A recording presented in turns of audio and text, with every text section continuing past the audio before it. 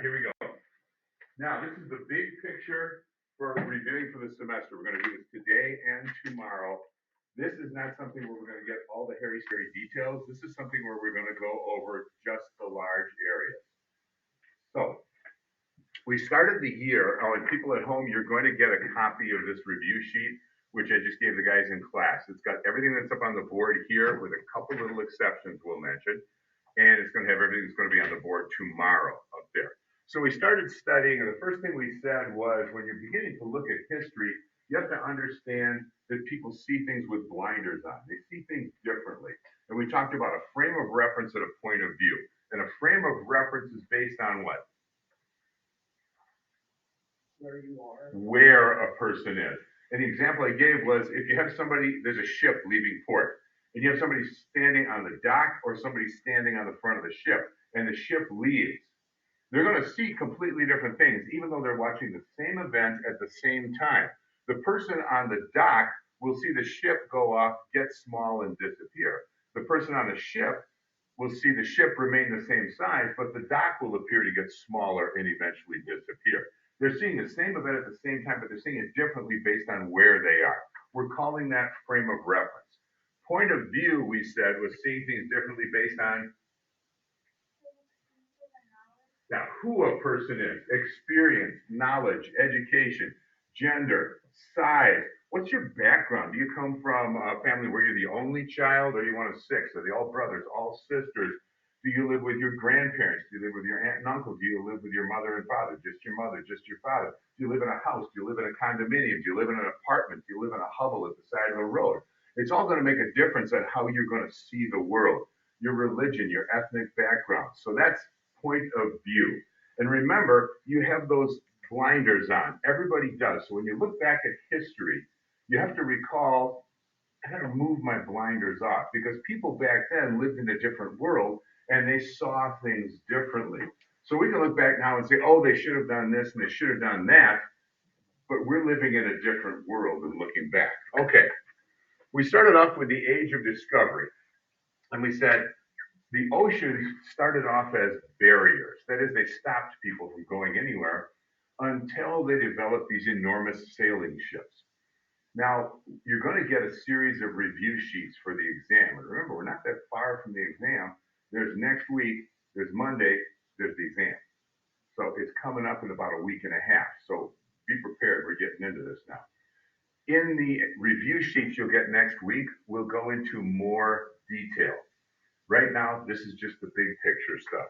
And we said, all right, they developed these ships, and now the Europeans could sail all over the world. And so these oceans, which had been barriers, had turned into carriers. They now became their highways. And they went out and explored the world. Anybody remember what explorers do? Yeah. They go to a new place and they report back. Right. They'll go to a new place, gather information, and report back to whoever it was that sent them, as opposed to a settler who goes there and stays there, makes that their home. So there's an important difference. Many of these explorers, they had no intention of ever staying where they explored. Their home was back in whichever European country they'd come from. All right, we talked about the idea of a mother country and colonies. And a mother country is the European country, in this case, that sent people over to a different part of the world to settle. The reason mother countries built colonies was so that they could expand generally their own economy or their own power by having naval bases or a little piece of the new world. That's why they did it. It was for the benefit of the mother country. And colonies, we said, could be one of two things. They could either be the physical land itself, the colony of Virginia, or it could be the colonists.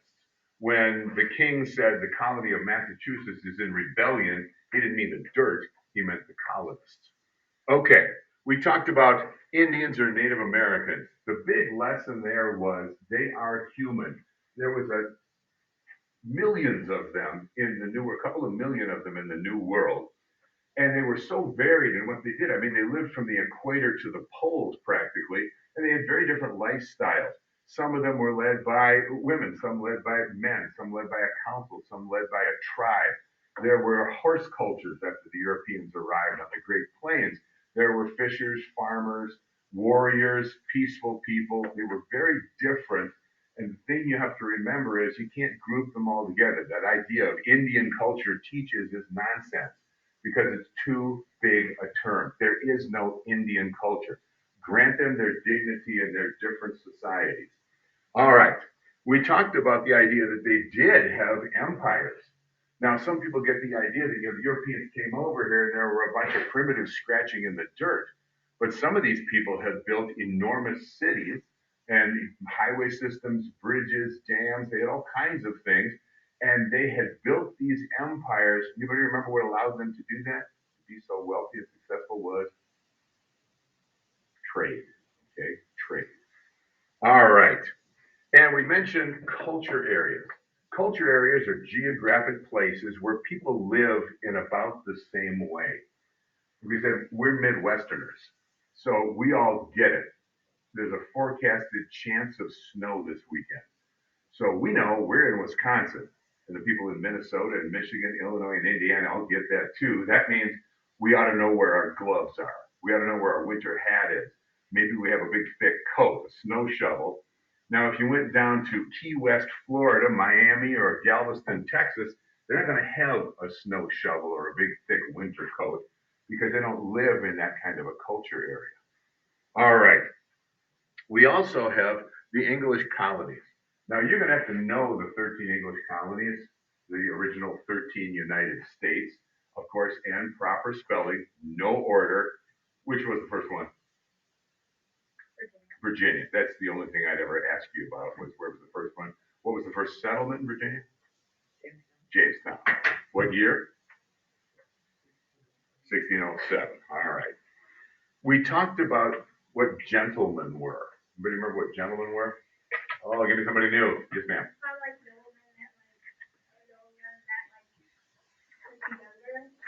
So you become a duke, but you're still 20? No, I mean the nobleman's youngest son. The younger sons of the nobleman who didn't inherit the title. They had the weird rule back then that the oldest son got everything. He gets the castle, he gets the title, he gets all the land, he gets the rents, he gets the riches, and nobody else gets anything. But there was a possibility for those other sons that they might inherit that title if something happened to their brother. So they couldn't be expected to do any peasant work. That would be beneath their dignity. So those younger sons of noblemen, known as gentlemen, couldn't do any physical labor. And when the English brought some of them over to the New World, there was a problem because all the colonists needed each other to be successful, to succeed in this new world with the Native American danger, with the animal danger, with the weather danger, just the geography. They had a lot of things to worry about. And having a bunch of people that weren't willing to work was a serious problem. Who made the rule and what was the rule? Riddick.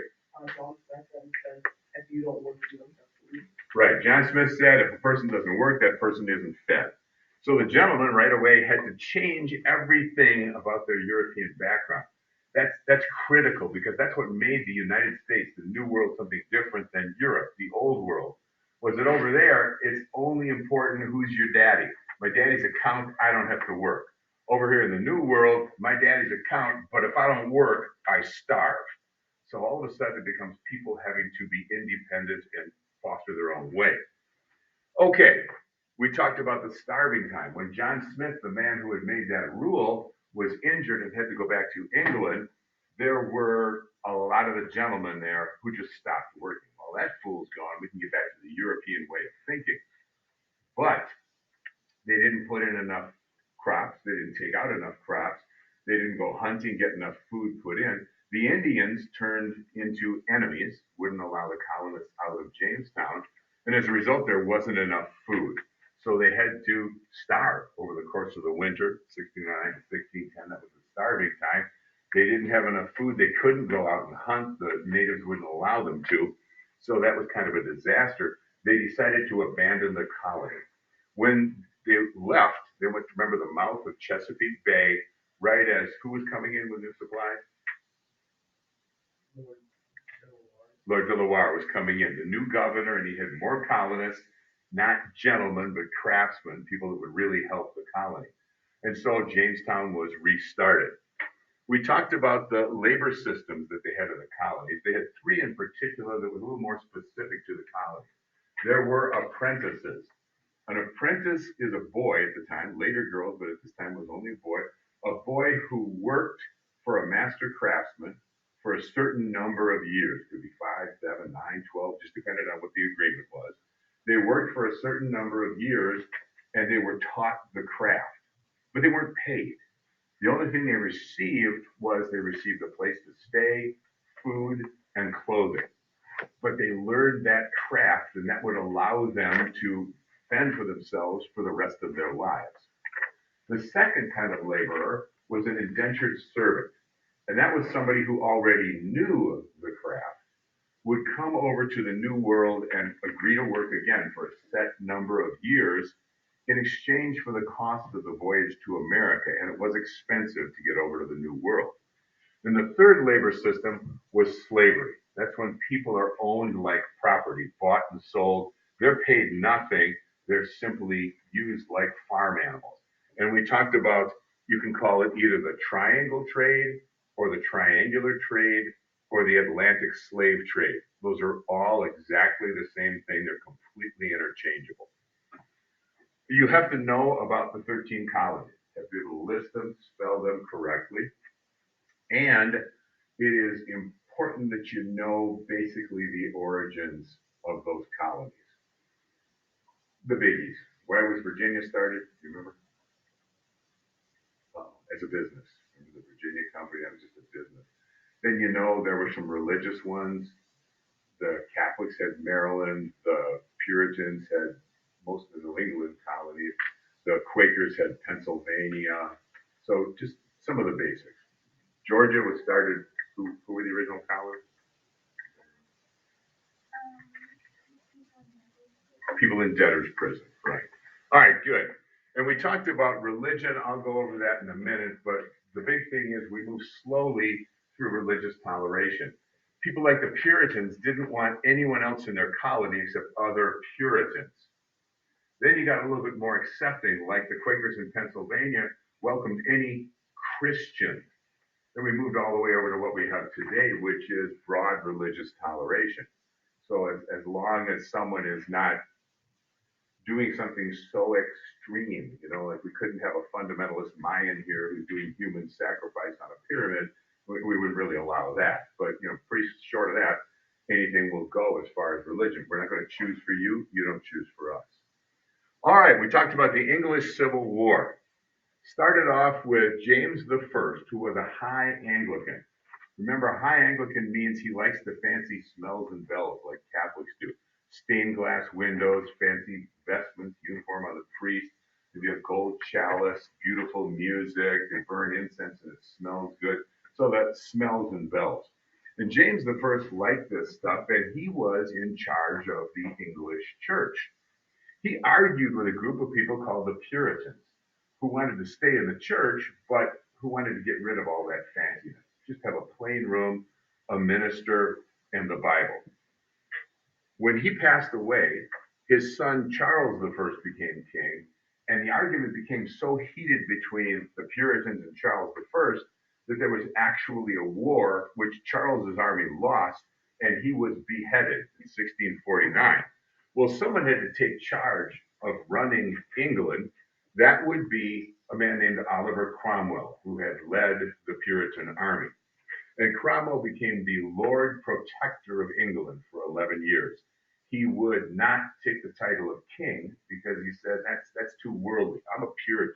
I'm kind of an otherworldly guy. I'm more about religion. When he died in 1660, his son tried to take over, and his son didn't have the magnetism, the gravitas. He wasn't strong enough to have people follow him.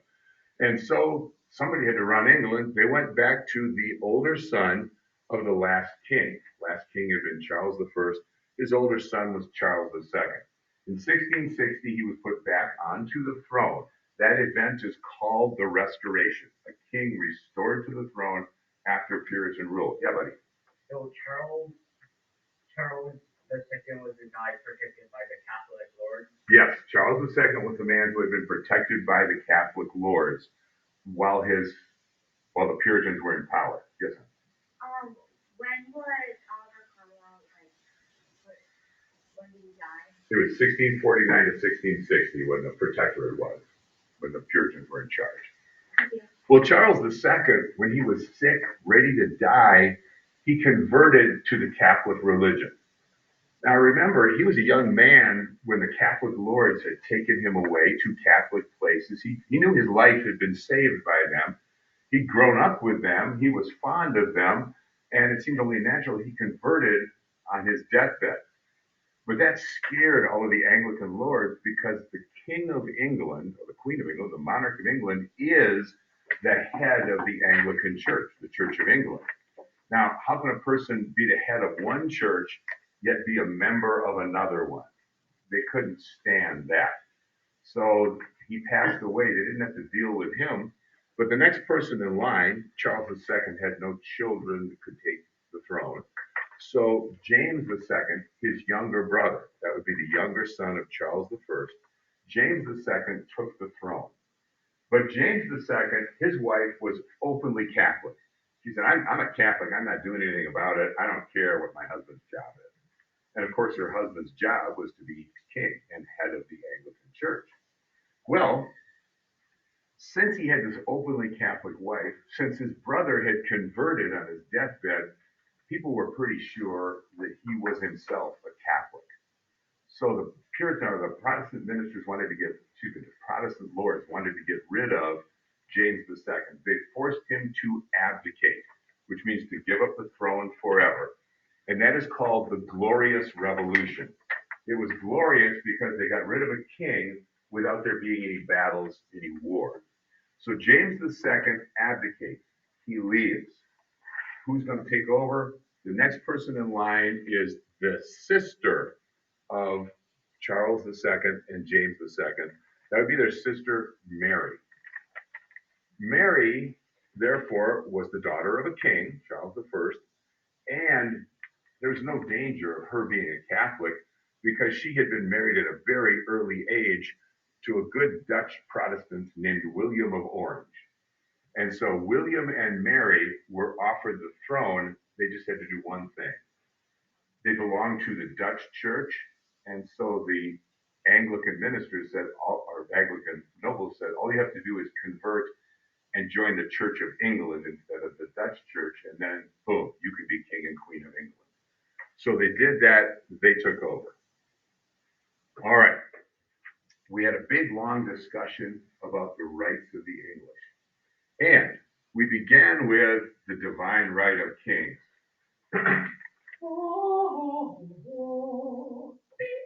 He's got it all. God gives to the king everything, all the power, all of it, which means nobody else has rights at all. What they have are privileges given by the king. And since privileges can be given, privileges can also be taken away. Nobody else had any rights. And a certain king, King John, was pretty abusive. He wasn't a nice man. He would do things that weren't in the best interest of anybody but King John. And so a group of nobles took him to an island called Runnymede in the Thames River near London, and they said, look, here's this document, the Magna Carta, the Great Charter, which gives us some basic rights. Sign it or we'll kill you and appoint one of us. Okay. Anybody remember any of those basic rights?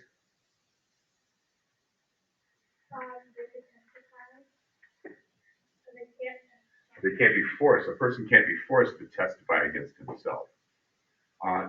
Incidentally, I'm not making a political statement one way or the other. I don't know if you're aware of this Kyle Rittenhouse trial that's going on in Kenosha. But yesterday, the prosecutor who's trying to get this person convicted, he made a statement saying, oh, well, when he was arrested, he wouldn't say anything. And the judge yelled at the lawyer, you can't do that. He has a right not to say anything. Okay? If he doesn't want to testify against himself, he doesn't have to. So it really still comes into play even yesterday in America. Okay, what were some of those other rights? What's habeas corpus? You guys remember?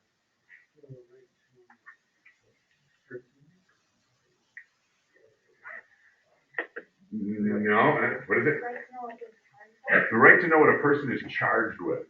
When you're arrested, remember what they say, you have the right to remain silent. That's, you don't have to testify against yourself. And then they quickly come along and say, well, actually before that, they even say, you're under arrest for burglary, for bank robbery, for the murder of Lulu, whatever the case may be. All right, and another one. I don't want to have to torture anybody for this. We said testify against oneself. What's the last one? The right to a jury is the same. Beautiful. Right to a jury of your peers, Peers, people that are equal to you. Again, in America, all men are created equal. We're there. You can get a jury of anybody. But back then, at that time in England, there were the royals, there were the nobles, there were the peasants, and your jury had to be picked from the same social group that you were in. Yeah. Yeah, go ahead, Abby. Okay, what else have we got here? The Americans came up with a different. Yeah, go ahead. The jury means like life or something. A jury? Yeah. No, in a court case, they take some people to listen to the evidence, just regular people, not lawyers or judges. The judge runs the trial, makes sure it's orderly. The lawyers present the case, but the jury listens to the trial, and then they vote to say, is this person guilty or not guilty? All right. So we have, let's see, the Magna Carta gave that right to nobles. About 400 years later, the English Bill of Rights extended those rights to all English people, not just the nobles, not the guys with the titles and the land. But Americans, they believed in this thing called natural rights. I don't think that's on your sheet. When I have an asterisk by it, that needs to be added. So make sure you put this in if you're at home. Natural rights. And what we're talking about with natural rights are life, liberty, property. If we were in a state of nature, if there was no government, we're just all running around the world, well, we already have these things. The government didn't make you alive. Joe Biden didn't sign a decree that you could live today. Okay, so it didn't come from the government, that came from God. Right? So life, liberty. If there's no government, there's no restriction on what you can do. So we can all go over and punch Sutton. Let me say that again. It's kind of fun. We can all go over and punch Sutton. No, that was probably uncalled for. We could hit him with a baseball bat, a stick, a golf club. Anyway, so we could all do whatever we wanted to. Liberty. You climb a tree, go ahead. You want to build a wall? Go ahead. You want to sit on a bush? Go ahead. You can do whatever you want to do. And property. There's a world for us to use, all given by God, not by the government, given by God. Now, that's natural rights philosophy. So God gives to each human being these rights, these natural rights, and people can voluntarily give up some of their rights in exchange for the protection of law. That, by the American point of view, is how government is created. So again, the example I gave you was, I don't run through the parking lot at St. Dominic's and kill their school children, and one of the nuns from St. Dominic's doesn't run through here and kill our children. That way, we have an agreement that we're both safer, but we've both given up a little bit of our rights. We gave up the right to drive quickly through a crowded playground. All right. So that's the American idea of government. Then we talked about religions. Let's go back to that. And again, this is big and broad, and we're talking about Christianity. Nothing against any of the other religions, but this is American history. We're talking about the 16th, 17th, 1800s. It's all about Christianity, particularly with the forming of the colonies. So let's go back and see what's happening here. By definition, a Christian is anyone who believes Jesus is God. If they believe Jesus is God, they are a Christian. For our purposes, we're only going to deal with a couple of groups. First, Roman Catholics. Now, at the start of when we began studying, everyone in Western Europe was a Roman Catholic. That was the only Christian church. Like I say, there are a couple other little ones like Serbian Orthodox or Greek Orthodox or Armenian Orthodox. There's some Orthodox churches, but this isn't a religion course, so let's leave Eastern Europe out of it. We're talking about Western Europe. You have the Roman Catholic Church, headed by the Pope. It's the Church of Rome, and everybody was a member of that. They liked those fancy smells and bells back then. Again, fancy clothes for the priest and a gold chalice and stained glass windows and a lovely choir, paintings and all kinds of beautiful stuff. Smells and bells, they burned incense. But it broke apart, Catholic Christianity. And in the period we were studying, another group came. They were still Christians. They still believed Jesus was God, but they protested against something Catholics believe. These people are known as Protestants, Protestants, okay, Protestants. They just protest against something the Catholics believe. There are any number of things that separate different Christian churches, but that's the basics. The Catholics have one set of beliefs, and the others have something a little different from what the fundamental Catholic belief is. Now, the first one of these Protestants was a man named Martin Luther, who was himself a Catholic priest, but he didn't believe everything the Catholics believe, which made him a what? No, that would be named after him later. Somebody that belongs to a group doesn't believe everything the group believes. Oh. A dissenter or a dissident. Okay, he said, I just don't believe everything that the Catholics believe. He started the first Christian, still believe Jesus is God, but not Catholic church in Western Europe. We're not going to follow the Pope. We're not going to do all the rules that Catholics believe. Yeah. How do you spell Dissenter. Yeah, buddy. Oh, what area do you spell those things? Oh, it should stick in my mind. The 95 Theses and I've got 1588 stuck in my mind, and I don't think that's it. It's the Armada. It's not coming to me. I'll think of it and tell you. Yes, ma'am. So what was the first Protestant church in The first Protestant church, yes, was Luther's church. He was the first guy to break away from the Catholics. Now, we mentioned another couple of Protestant churches. We mentioned the Methodists and the Baptists really quickly in passing. Those were a couple of groups up in Virginia, when we went back and looked at Virginia a second time, that were getting some heat. They were being persecuted a little bit by the Anglicans up there. Do you remember they went over the border and there was an area of population in North Carolina? That was these people, the Methodists and the Baptists. Now, the Church of England was the big one that we took most of our time on. The Church of England, also known as the Anglican Church, those are completely interchangeable. Anglo just means English. So the Church of England, the Anglican Church, when they first started off, that was Henry VIII, the king who wanted to get a divorce, but Catholics didn't divorce. He asked the Pope, "Hey, come on, man, we could have a civil war if I don't get a divorce." And the Pope said, "No, Catholics don't divorce." So Henry VIII said, "Well, then I won't be a Catholic anymore." And he started his own church, the Church of England. But he's a king. He likes fancy stuff. So he likes all the smells and bells, all the incense and the good music and the fancy clothes and the gold and the statues and the paintings. That's beautiful for him. Yes, ma'am. Is that where Mary? That was one of his daughters. So let's not confuse it. Okay. So he likes all the fancy stuff. What he wanted was a divorce. So he started his own church, and he said, "Well, the Pope's not going to be in charge of my church, too, so who should be in charge? Me." So it's the monarch of England who is in charge of the Church of England. But he liked all the fancy stuff. There were a couple of other groups that didn't like the fancy things. Because for a long time, those churches had been seen as kind of a break from the dreariness of the world. I mean, think about yourself as a peasant in the Middle Ages. Like, nobody dyes fabrics that much, so you wear brownish and you dig in the dirt because you're almost all farmers. And they haven't invented things like toothpaste or deodorant yet, so it's kind of a nasty world, lots of mud, no clean water. Yet you go into a church and there's all these statues and paintings and all these magnificent things, and it looks like a little piece of heaven. So that's the way it was viewed by the Catholics and by the Anglicans. This is like a little view of how wonderful it will be if you're good and go to heaven. But these other groups, the Puritans and the Separatists, said, no, that's a distraction. All that fancy stuff just looks like fancy stuff in this world.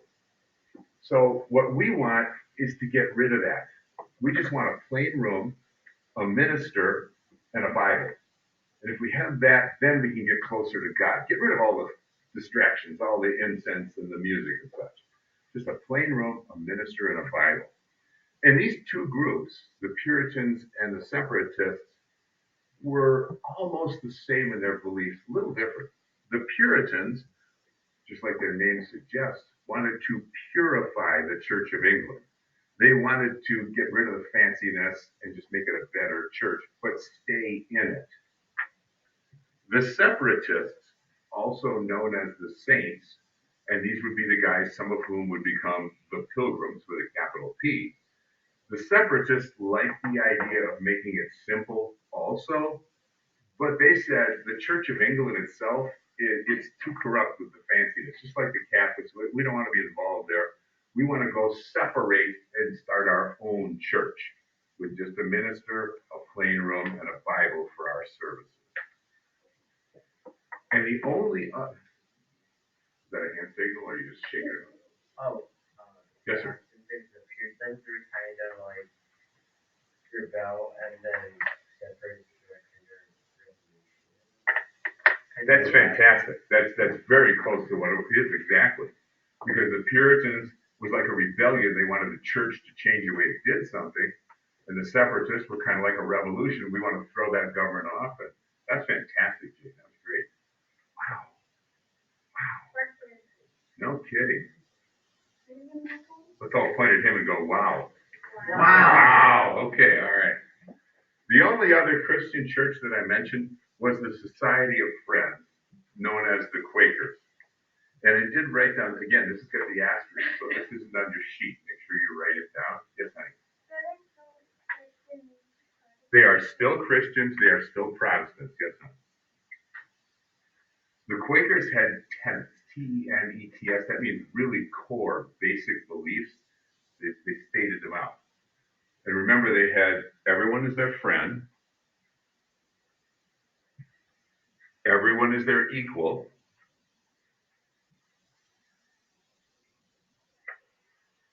They are pacifists. P-A-C-I-F-I-S-T-S. P-A-C-I-F-I-S-T-S. Everyone is their friend. Everyone is their equal. They are pacifists. And to be a pacifist means a person does not believe in the use of force. So everyone is their friend. Everyone is their equal. They are pacifists. And the last thing is, they don't have ministers. They don't have services. They have meetings. They get together and nobody really leads it. They speak if they felt God is telling them to speak. Yes, sir. How do you spell belief? B-E-L-I-E-F-S. Nothing wrong with a good question like that. Yes. So were they Christians?